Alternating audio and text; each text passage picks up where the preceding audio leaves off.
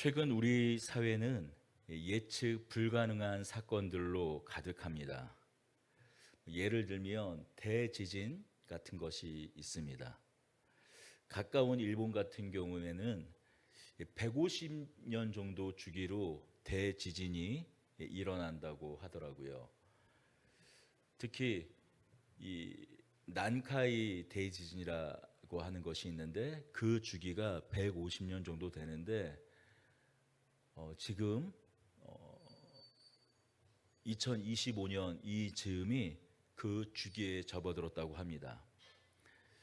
그래서 올해 보면 일본에 2025년 7월에 대지진이 일어나서 일본이 침몰할 것이라는 그런 뉴스가 있기도 하고 그런 공포 분위기가 일본에 팽배해 있습니다. 물론 일본 지진은 그 일본 정부는 그것이 기후라고 또 하기도 합니다만 그렇습니다. 인간의 힘으로 막을 수 없는 이 초자연적인 그런 자연의 재해 앞에서 우리 인간은 공포스러워하죠. 기후 역시 우리에게 큰 공포를 가져다 줍니다. 지난번 뉴스 영상을 보니까 우리가 잘 알고 있는 중동의 두바이죠. 하룻밤새 약 3년 동안 내릴 비가 단 하루에 내리면서 두바이 그 사막에 차가 둥둥 떠다니더라고요. 특히 두바이의 그 피해가 컸던 것은 비가 원체 내리지 않는 곳이다 보니까 배수 시설을 그렇게 고려해서 도시를 설계하지 않았기 때문에 하룻밤새 내린 비에 온 두바이 시내가 물에 잠기고 지하철 역사가 완전히 다 물에 잠기는 그런 그 화면들이 뉴스로 중계가 되었습니다. 얼마 전에 중국에서 야구공보다 큰 우박이 내린 그런 소식들은 이제 뉴스거리도 되지 않는 것 같습니다. 그렇습니다. 이렇듯 예측 불가능한 기후 변화는 이제 재난 영화의 단골 소재가 아니라 매일매일 우리의 삶을 위협하는 현실이 되었습니다. 이곳저곳 들려오는 전쟁의 소식은 어떻습니까? 우크라이나 전쟁은 3년이 지났지만 해결의 실마리가 보이지 않습니다. 이스라엘과 팔레스타인의 전쟁은 이제 이스라엘 이란 전쟁으로 확전되고 있습니다. 세계대전이란 말만 붙이지 않았을 뿐이지 그 내용을 보면 권위주의 정권, 예전에는 공산권이었죠. 이제는 그 공산권이 권위주의 정부로 대체되었고 또 자유진영이라고 하는 그 진영의 대리전인 것을 우리는 잘 알고 있습니다. 만약에 중국과 대만 양안 전쟁이 벌어진다면 말 그대로 세계 대전이 시작되는 겁니다. 사랑하는 성도 여러분, 이처럼 세상은 우리가 끊임없이 끝에 대한 이야기를 던지고 있습니다. 자연재해, 전쟁 위협, 경제적 불안정 이런 소식들을 접하며 여러분은 어떤 생각을 하십니까? 교회가 종말에 대한 공포 분위기를 조성해서는 안 되겠죠.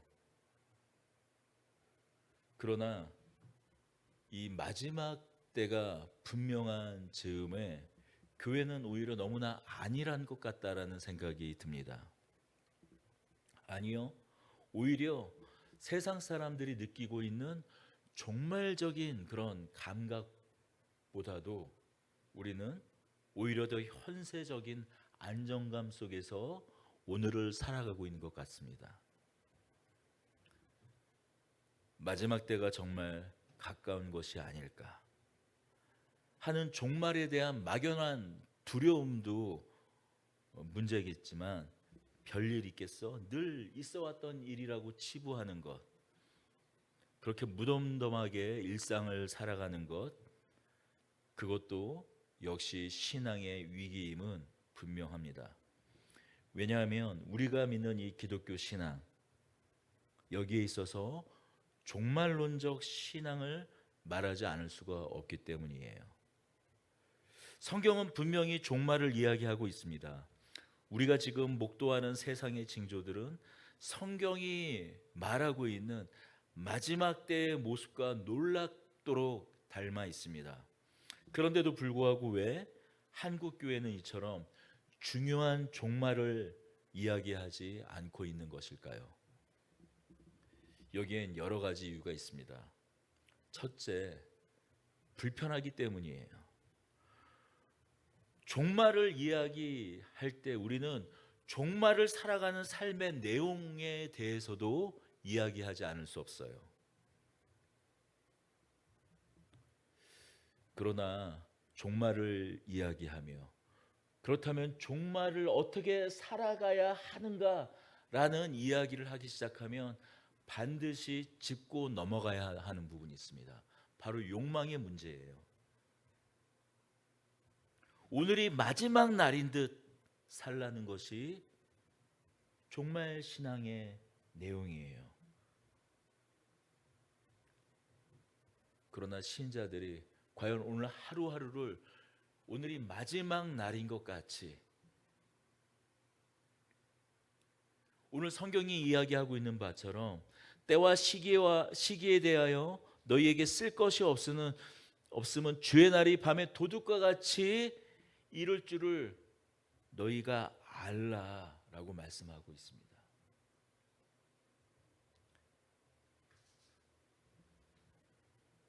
그렇습니다. 사도 바울은 예수님의 말씀을 그대로 인용해서 마태복음 24장에 있는 말씀과 같이 예수님 말씀을 그대로 인용해서 그날 그때는 마치 도둑이 오는 때를 누구도 모르는 것 같이 그렇게 불현듯 임한다고 말하고 있어요. 자, 그렇다면 그렇게 종말은 불현듯 임하게 되는데 그렇다면 그 종말 앞에서 신자는 어떤 삶을 살아야 합니까? 세상 사람들이 자신의 욕망을 쫓아 살아가는 것 같이 그렇게 똑같이 그런 삶을 살아가게 될까요? 아니요. 그것은 신자의 삶이 아닙니다. 분명히 우리 앞에 현실적으로 놓여 있는 욕망이 있지만 부단히도 그 욕망을 꺾는 삶을 살게 됩니다.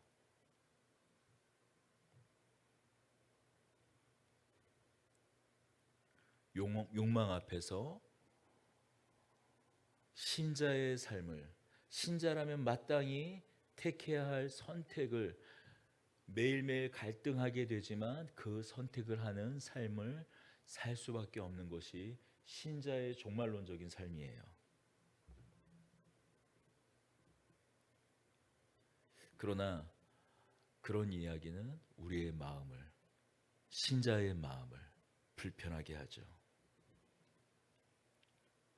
둘째로 이단의 폐해가 있었습니다. 역사상 수많은 이단들이 종말론을 파고들어서 사기를 쳤어요. 임박한 종말을 외치며 자신들을 따르는 신자들의 불안감을 이용해서 재산을 갈취하는 일들이 있었습니다. 대표적인 예는 다미 선교회가 주장했던 1999년 10월 28일 날 휴거가 될 거다. 믿는 성도들이 공중 들림을 할 것이다. 우리가 지난주에 잠깐 다뤘던 주제이기도 하죠. 그런 사건들은 한국 교회뿐만이 아니라 한국에 큰 상처를 주었습니다. 이러한 이단의 폐해 때문에 정통교회는 종말론을 이야기하는 것을 꺼려하게 되었습니다. 하지만 이런 이야기가 있죠. 목욕물을 버리다가 아이까지 버린다라는 말이 있습니다. 그런 속담이 있어요. 기독교의 핵심 진리 안에 종말이 분명히 있는데 종말론적인 신앙이 분명히 있는데 이것을 어느 순간부터 이야기하지 않게 되었습니다. 종말을 이야기하지 않으니 성도들의 욕망의 문제를 건드리지도 않게 되고, 결국 성도들은 현세의 욕망에 세상과 똑같이 물들게 됩니다. 물론 욕망 자체가 나쁜 것은 아닙니다. 우리 삶의 원동력이 되죠. 성공에 대한 욕망이 있습니다. 그래서 열심히 공부해서 직장을 다니는 것 아닙니까? 식욕이 만약에 없다고 생각해 보세요. 굶어 죽습니다. 성욕은요, 저는 믿기로 성욕도 하나님께서 우리에게 허락하신 감각인 줄로 믿습니다. 만약에 성욕이 없다면 아이를 낳지 않겠죠. 당연히 궁극적으로 아이를 낳을 수 없을 겁니다. 다음 세대가 이어지지 않을 거예요. 그러나 어떻습니까? 이런 욕망이 다가 아니다라는 이 종말 신앙 앞에서 우리는 우리의 욕망에 바로 이 종말 신앙 때문에 브레이크를 걸 수가 있어요.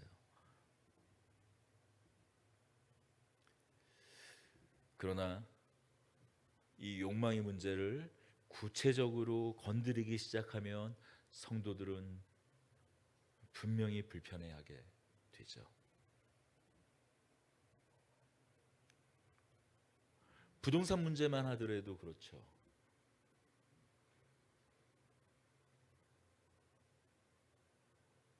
자녀 교육의 문제는 어떻습니까? 하나하나 우리 사회의 문제들, 우리 사회의 욕망들을 끄집어내서 파헤치기 시작하면은 성도들은 귀를 닫습니다. 그러니 우리가 너무나 특히 종말에 관하여는 성도들은 귀를 닫고 목회자는 입을 닫습니다. 그러나 분명히 성경은 종말에 대해 오늘 우리가 읽은 본문과 같이 분명히 이야기하고 있습니다. 데살로니가전서 5장 1절과 2절 우리 다시 한번 읽어보겠습니다. 형제들아, 때와 시기에 관하여는 너희에게 쓸 것이 없음은 주의 날이 도둑과 같이 이를 줄을 너희 자신이 자세히 알기 때문이라. 그렇습니다. 이 말씀은 사도 바울이 예수님의 말씀을 그대로 인용해서 하시는 말이에요.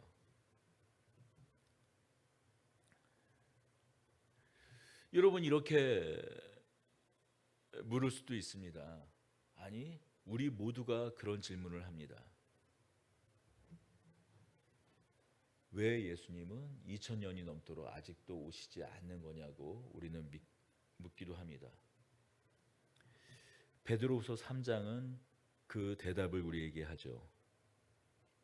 하나님의 오래 참으심 때문이라고 베드로후서 3장 9절 말씀은 말하고 있습니다.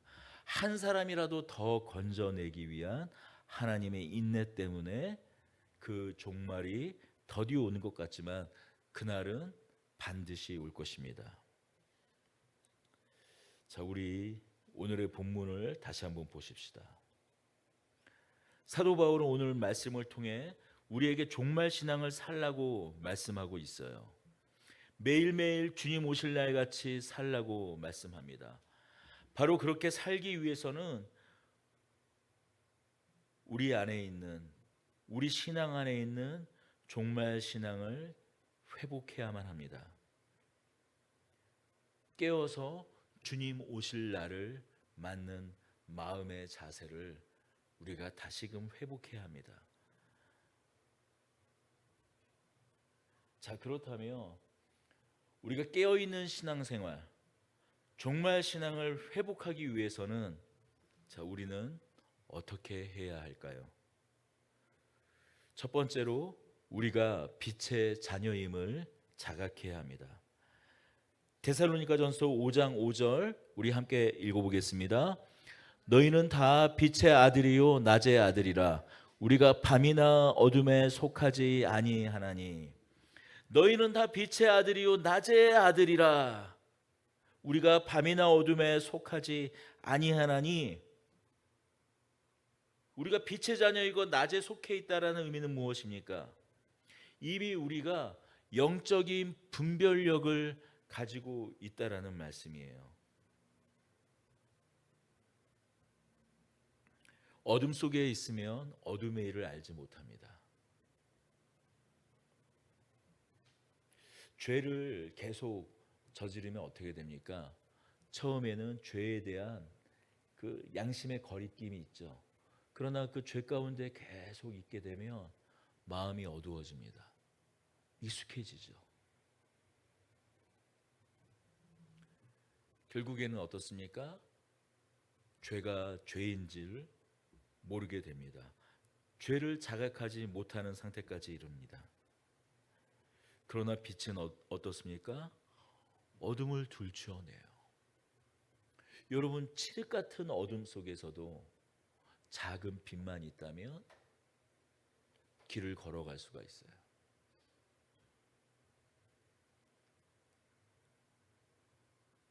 어렸을 때 기억이 납니다. 어머님을 따라서 농번기에 어머니의 고향에 여름이면 가고는 했어요. 시골길이니 그것도 거의 4, 50년 전 시골길이에요. 그러니 어떻습니까? 제 기억에 달빛밖에 없었던 것 같아요. 시골길에 가로등 하나 없는 것이 당시 시골길 아닙니까? 그런데도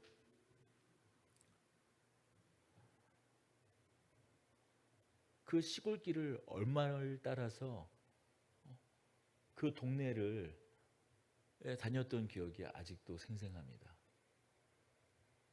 아마 전방에 가가지고 그때 그 가게를 전방이라고 그랬는데 그 전방에서 뭐를 사오시려고 어머님이 저를 데리고 가셨어요.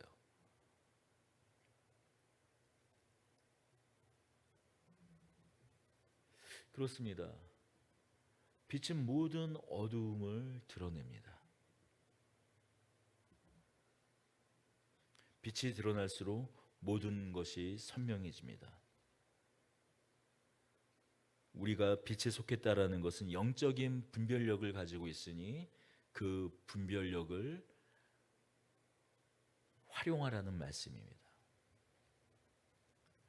6절 말씀처럼 그러므로 우리는 다른 이들과 같이 자지 말고 오직 깨어 정신을 차릴지니라. 잠을 자지 말라는 말씀이 아니에요. 그런 의미가 아닙니다. 늘 내가 빛의 자녀로서 낮에 속한 자로서 영적인 각성을 하고 이 시대의 조류에 휩쓸리지 말고 하나님께서 우리에게 허락하실 종말의 때를 살아가며 하나님께서 무엇을 기뻐하실런지 우리의 영적인 감각을 동원해서 살아가라는 말씀입니다. 감각이 무뎌져 눈을 감아 사는 자들과 같이 살지 말라는 말씀입니다.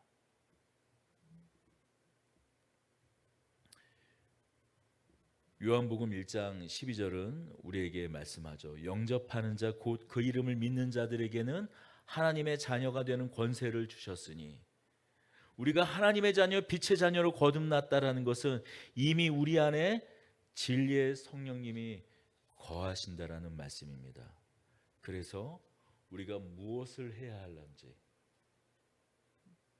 무엇이 하나님 뜻에 합당한 일인지 아닌지 우리는 빛의 자녀로서 분별할 수 있습니다.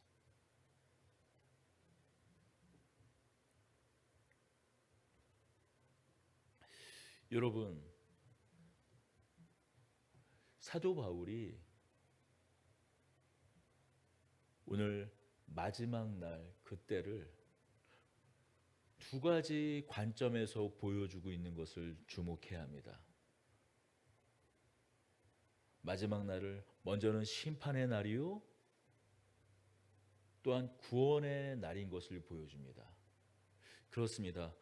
어둠의 자녀들에게는 그날이 심판의 날일 테지만 빛의 자녀들에게 그 마지막 날은 구원의 날입니다. 그렇습니다. 사도 바울이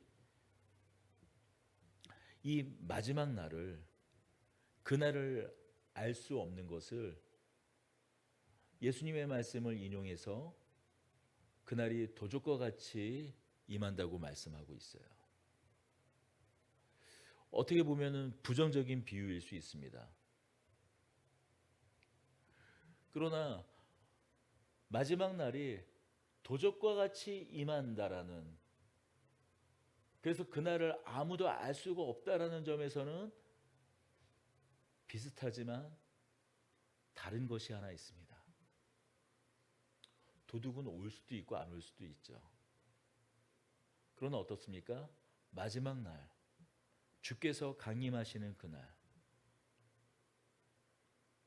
그날은 반드시 있다라는 거예요.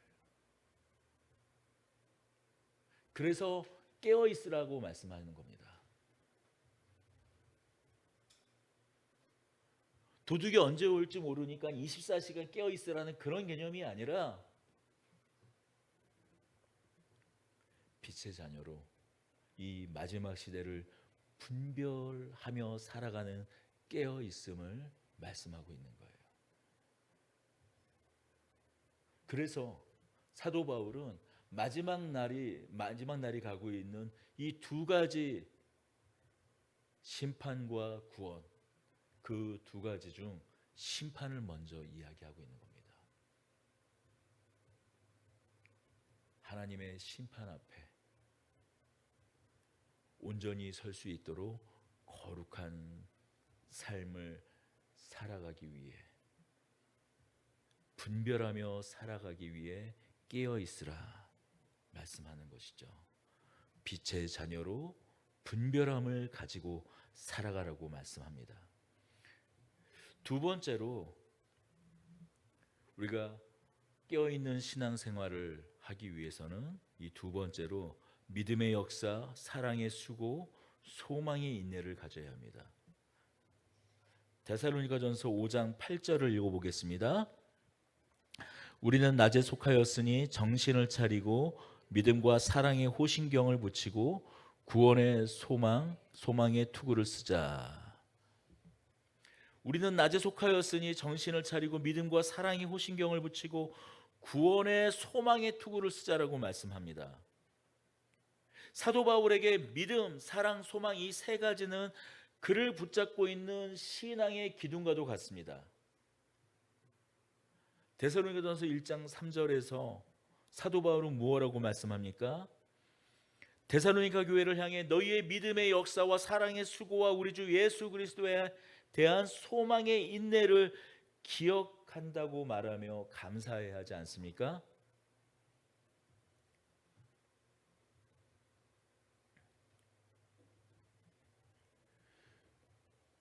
구원의 소망에 투구를 쓰자.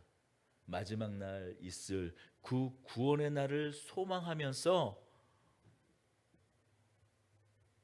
사랑의 호심경을 붙이고 믿음과 사랑의 호심경을 붙이고 구원의 소망에 투구를 쓰자. 믿음, 사랑, 소망을 위해 우리가 싸워야 한다라고 말씀하는 거예요.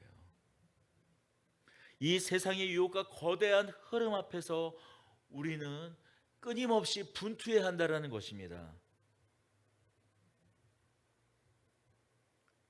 믿음의 역사는 믿음의 일을 이야기하는 것이죠. 히스토리가 아니라 works, 일을 말합니다. 믿음의 일. 믿는다라는 것이 구체적으로 삶에 어떻게 드러나는지 보여주는 것이죠. 그러나 우리는 이 믿음의 일에 대해서, 믿음의 어떤 일을 할 때, 믿음과 관련된 그 믿음이 어떤 것인지 일을 할 때 우리는 어떤 반응을 많이 합니까?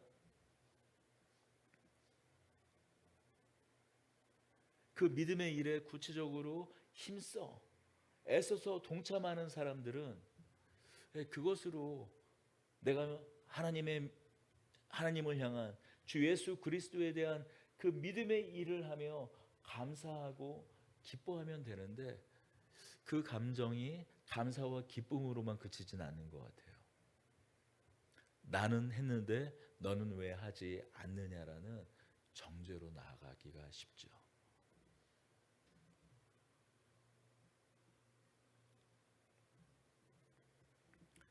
사랑은 허다한 허물마저도 덮는다고 말씀합니다.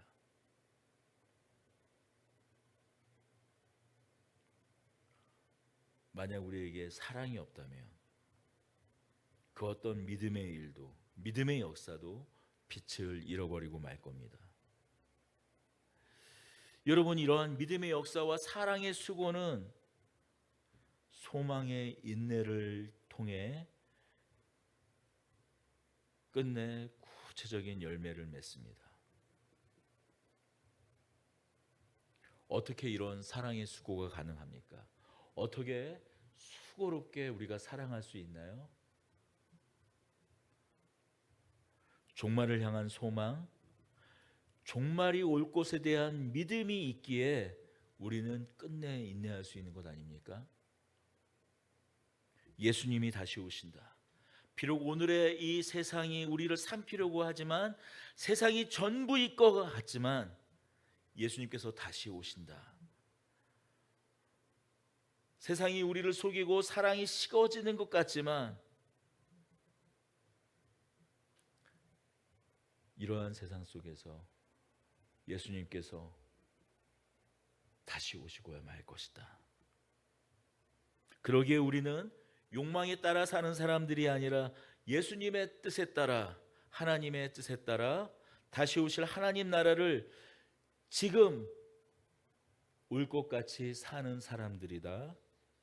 바로 그 소망을 가지며 살아가는 사람들입니다.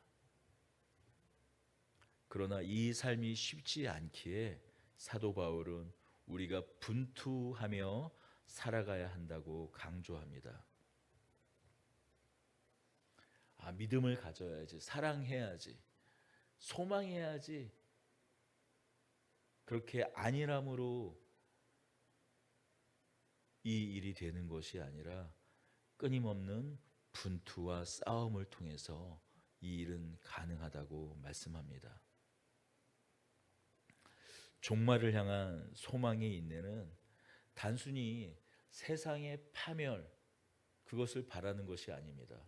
오히려 죄로 인해 깨어지고 뒤틀린 이 세상이 예수 그리스도를 통해 온전히 회복될 것을 믿는 굳건한 기다림 속에서 이 소망의 인내는 가능합니다. 우리가 이 마지막 날을 소망하는 것은 이 세상의 한계와 인간의 연약함을 자각하기 때문이에요. 그렇습니다. 오직 하나님만이 이 모든 것을 고치고 회복시키실 것을 우리가 믿기 때문입니다. 이 소망은 오늘날 우리 욕망을 절제하게 합니다. 하나님의 뜻에 살게 합니다. 우리는 미래의 막연한 기대 속에서 사는 것이 아닙니다.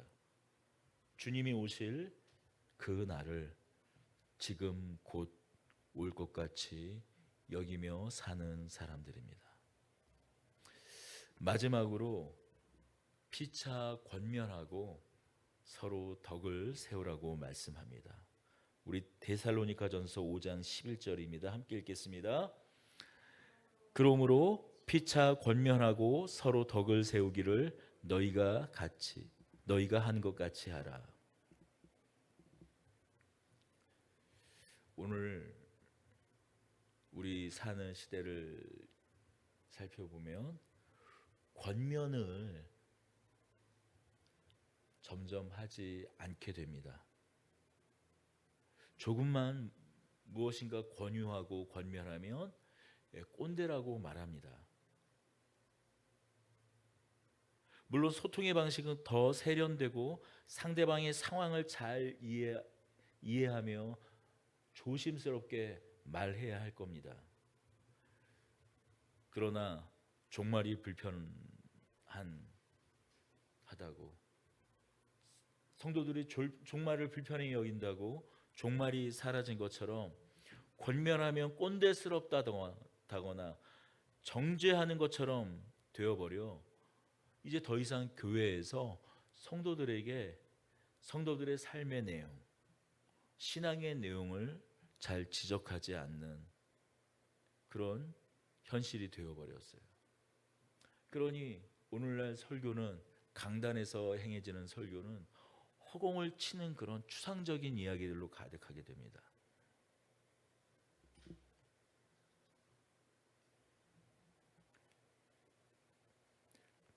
이러한 분위기 속에서 우리가 어떻게 하나님 나라를, 하나님의 공평과 정의가 강물처럼 흐르는 이 나라를 이야기할 수 있겠습니까?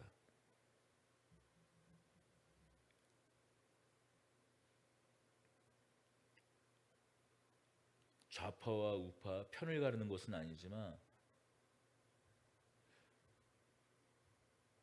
성도의 바른 삶, 그것을 좀 직접적으로 이야기하면 목사가 좌파로 내몰리게 되는 그런 교회의 현실이 되어버렸어요.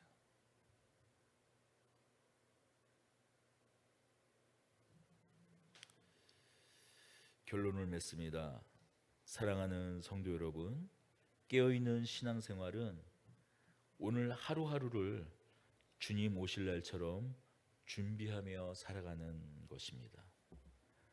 이는 이 땅의 삶을 포기하거나 도피하는 것이 아니라 영원한 하나님 나라를 소망하며 이 땅에서 하나님의 뜻을 이루어가는 삶입니다. 마치 신랑이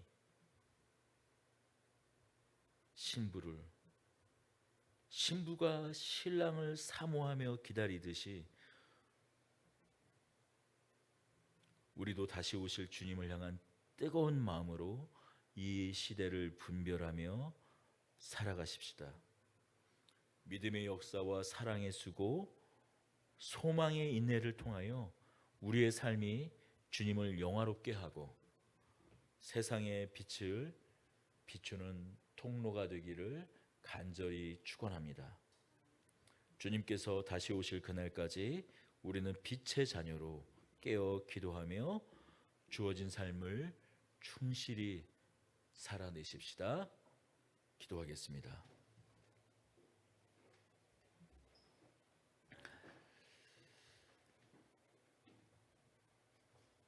예수님께서도 말씀하셨습니다. 그날 그때 그 시는 아무도 모른다. 천사도 나도 오직 아버지만, 하늘에 계신 아버지만 아신다고 말씀하셨습니다.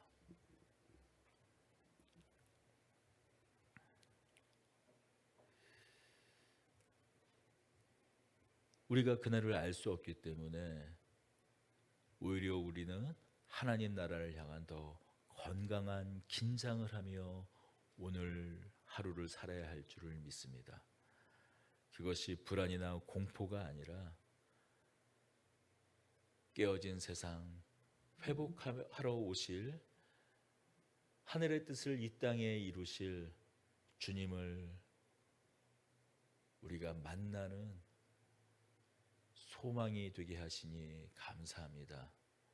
소망을 가진 사람으로서 오늘 하루하루를 채우게 하여 주시옵소서. 기쁨으로 인내로서 기다리는 저희들 되게 하여 주시옵소서.